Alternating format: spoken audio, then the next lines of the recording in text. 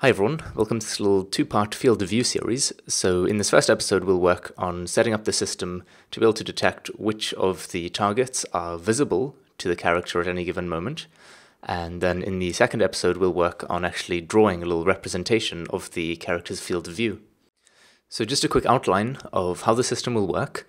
We'll start off by finding all of the targets within a certain view radius around the character. And any targets outside of that view radius we'll just consider too far away to be seen. Then we'll measure the angle between the direction the character is looking and each of the targets to determine which of them fall within the sort of view angle of the character. Finally, we'll take those remaining targets and perform a raycast from the character's position to the target's position to determine if the line of sight to any of them is blocked by an obstacle. So in this little diagram over here, of course, the one on the left is blocked by an obstacle, so we have only one target that can actually be seen. Okay, so with that in mind, let's jump into Unity and just set up a little test scene here quickly. So just a plane and a bunch of cubes to act as obstacles. I've got some material set up, I'll just quickly apply these.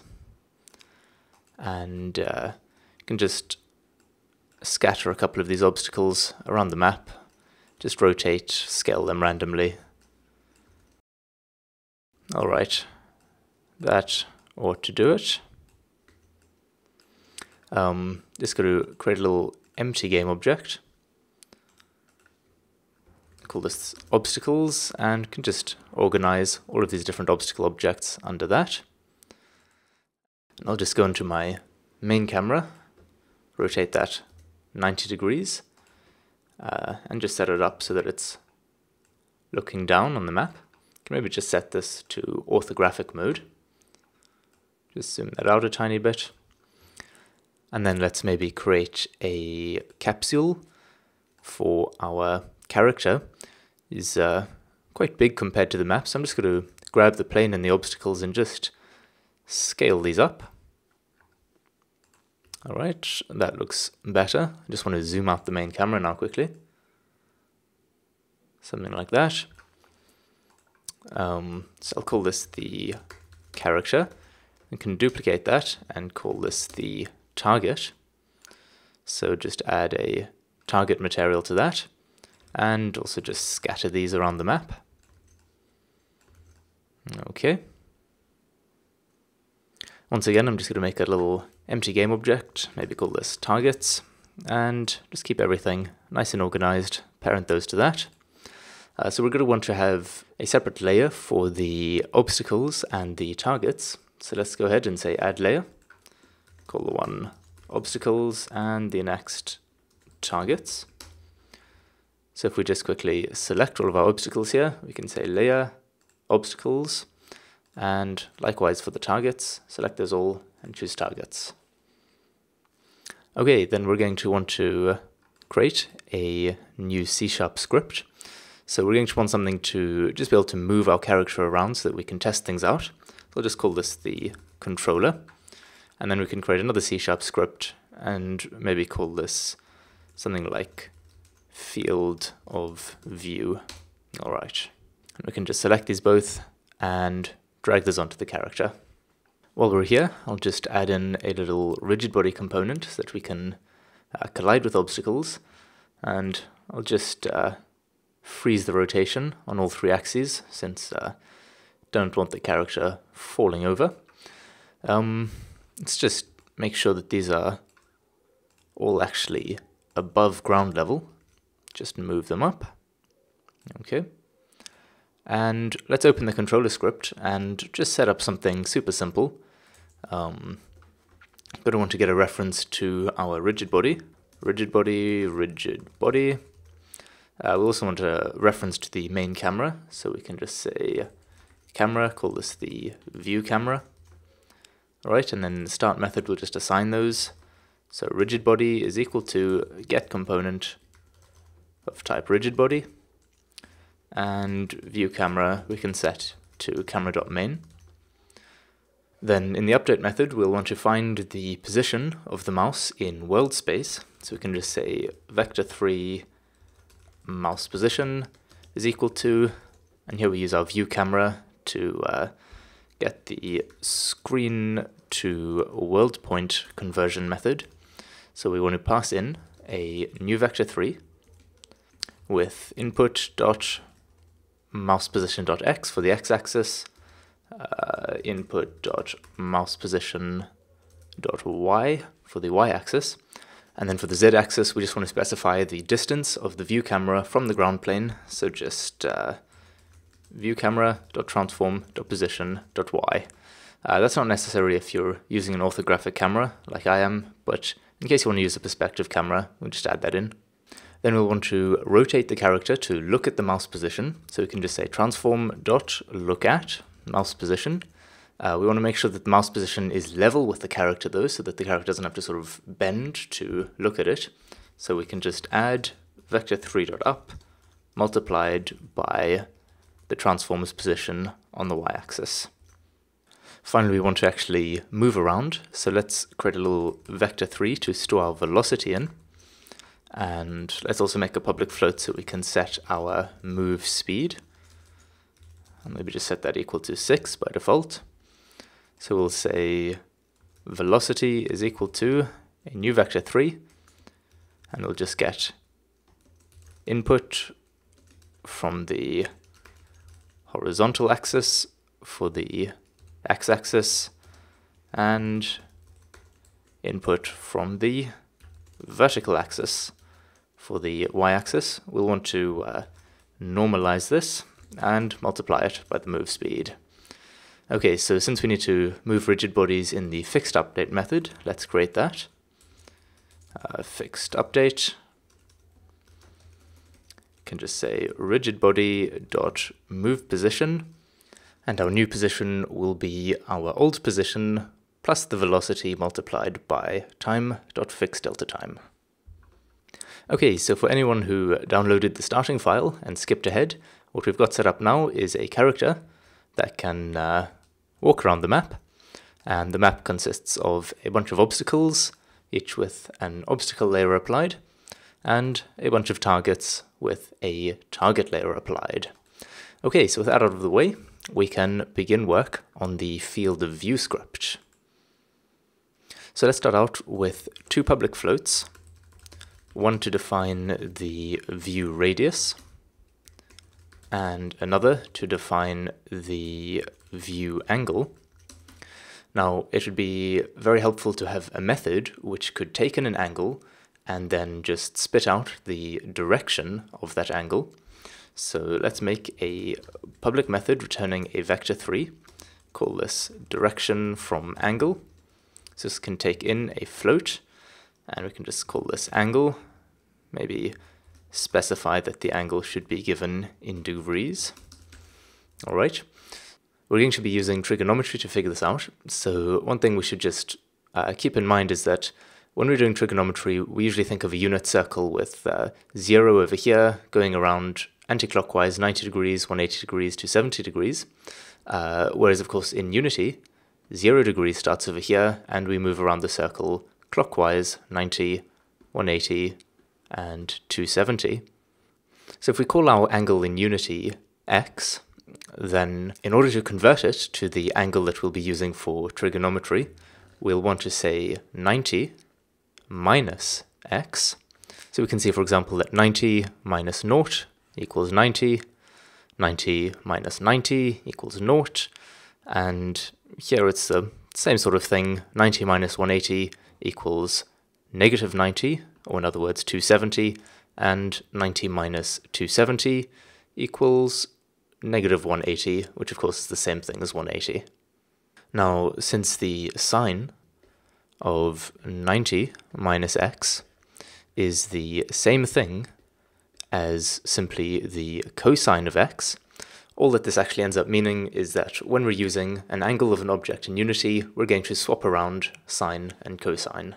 So in our direction from angle method, we can say return new vector3, and for the x-axis, we'll use mathf.sine of angle in degrees converted to radians with mathf.degrees to radians. We'll leave the y-axis at 0, And for the z-axis, that will be mathf dot cosine of the angle in degrees, once again multiplied by mathf dot degrees to radians. Now, it would be great to have a little visualization of our view angle and view radius in the editor. So let's quickly go ahead and create an editor script for that. So I'll make an editor folder, which remember is mandatory for editor scripts, and we can call this the maybe field of view editor. All right, open this up, and we can say using Unity editor, and this extends the editor, and we'll just want to add a little tag saying that this is a custom editor of type field of view. Okay, so we're going to want to draw some handles into the scene window. So we'll use the onScene GUI method. All right, now we'll want to get a reference to our field of view script. So we can say field of view, maybe just call this FOW for short. This is equal to, and we can get the object that this is a custom editor of with the target variable, and we just want to convert that to a field of view object. Okay, so to draw our view radius, let's say handles.color is equal to color.white. Then we can say handles.drawWireArc. We want to give it the center, so that will be the position of our field of view object. So field of view dot transform dot position. Then it wants a normal, in other words, the direction around which the angle is going to rotate. So that can be vector3 dot up. Then it wants a from vector, so that's where the angle will start. So that can just be vector3 dot forwards. And then it wants to know how many degrees it must rotate. So we want it to rotate all the way around, 360 degrees. And then the actual radius will be our field of view dot view radius. Okay, let's see if that's working. So just go into Unity, and we'll go onto our character, and let's just drag out our view radius. You can see in the editor over here, we've got this nice little wire circle being drawn to visualize that. So let's add in the view angle as well. I'm quickly going to hop into the field of view script and just clamp this to a range of 0 to 360. Another thing that might be nice to have is just a little bool parameter in our direction from angle method saying angle is global, and if the angle is not global, so let's just say if not angle is global, then we're going to want to convert it to a global angle by adding the transform's own rotation to it. So we'll say angle in degrees plus equals transform dot Euler angles dot y. Okay, so now let's go into the field of view editor, and let's say vector3 view angle A is equal to field of view dot direction from angle, and we can give it an angle of negative field of view dot view angle divided by 2, and we can say that this is not a global angle. All right, and then we can say vector3 view angle B is equal to the same thing except positive field of view angle. All right, so now we can say handles.drawLine from the field of view's transform.position to the field of view transform.position plus view angle A, and we can multiply that by the field of view radius to set the length of that line. Okay, so let's just copy that quickly. And for this one, we just say view angle B. Okay, let's test this out quickly. So just go into the character, and we can mess around with the view angle variable. And as you can see, this sort of view segment is being drawn nicely in the scene window. And since we said that the angle is not a global angle, that should mean that if we now rotate our character, that angle should remain relative to the character's rotation, which it is doing, so yay. Okay, so remember those 3 steps from the beginning. Let's quickly whiz through those. Just open up the field view script. We're quickly going to want to create a public layer mask for our target mask, as well as a layer mask for our obstacle mask. And let's make a little method to say find visible, add an extra S, find visible targets. So I want to start off by getting an array of all of the colliders of all of the targets within our view radius. So we can say collider array targets in view radius is equal to physics.overlap sphere, and we can give it a center of transform.position, a radius, of course, of view radius, and to make sure that it only returns targets, we will use our target mask. So we'll want to loop through all of these. So let's say for int I equals 0, I less than targets in view radius.length I plus plus. We can say transform, let's call this target, is equal to targets in view radius with an index of I dot transform. Now we'll want to check if the target falls within our view angle. So if we imagine that this is our character and he's maybe looking this way, and we've got our target over here, if we find the direction from our character to the target, we can then use the vector3.angles method to find the angle between these 2 directions. So let's say vector3 direction to target is equal to the target's position minus our own position, and we'll want to normalize that.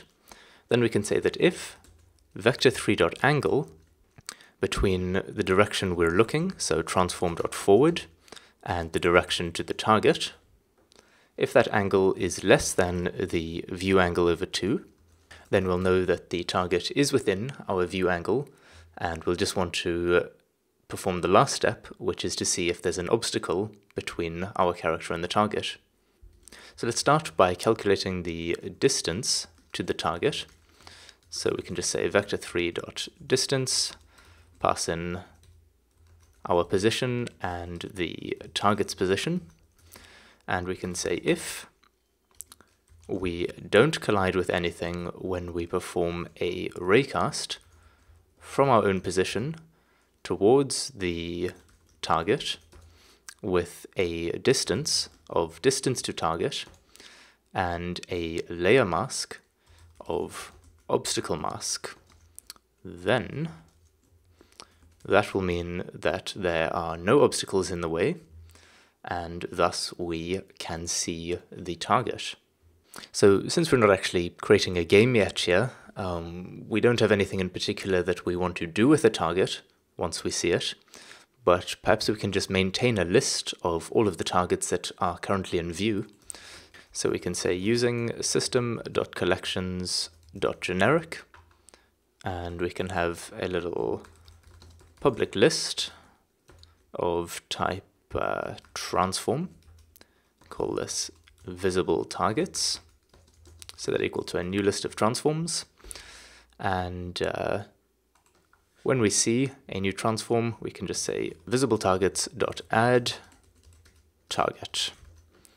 Okay, and each time we run this, we'll want to just start off by clearing all of the targets from the visible targets list so that we don't end up with tons of duplicates. So we can say visible targets.clear.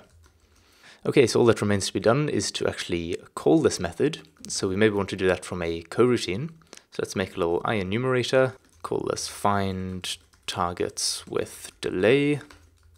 Can have a float parameter for the delay. This can just say while true. We'll want to yield for however many seconds the delay specifies. And then we'll want to call the find visible targets method. Okay, and then from the start method, we can just initiate this coroutine. So we can say start coroutine, pass in its name, and the argument, let's say every, one should be pretty quick, say every 0.2 of a second. Okay, at the moment, of course, we're not going to know if this is working or not, because nothing happens when we see a target. So maybe we can just quickly go into the field of view editor and say for each transform visible target in field of view dot visible targets handles dot drawLine from field of view dot transform dot position to visible target dot position. And let's make that line red. So before we start that for each loop, we can just say handles dot color equals color dot red. Let's see if this is working. So press play, and it is not working. Probably got something to do with the fact that we haven't actually assigned these layer masks yet. So let's say targets and obstacles. I don't really want the visible targets to show up in the field of view inspector. I didn't even know lists did that. Is that new? I'm not sure. So let's just say hide in inspector. It needs to be public so that our editor can access it. Okay, so let's try this out again, hopefully with more success this time. Cool, so our little red line is showing up there. Let's just quickly walk around, test it out for these other guys. All seems to be working. Once we go behind an obstacle, we lose our field of view, which is good. And let's just see if I rotate my character. As soon as the angle passes the center of the target, visibility is lost, which is what we want. And if it's outside of our view radius, we can't see it. And as soon as it gets into our view radius, we can see it. So everything seems to be working as intended. So I'm going to end this episode here. Don't forget to join me in the next episode where we'll look at creating that little field of view visualization. Should be pretty interesting. But until then, cheers.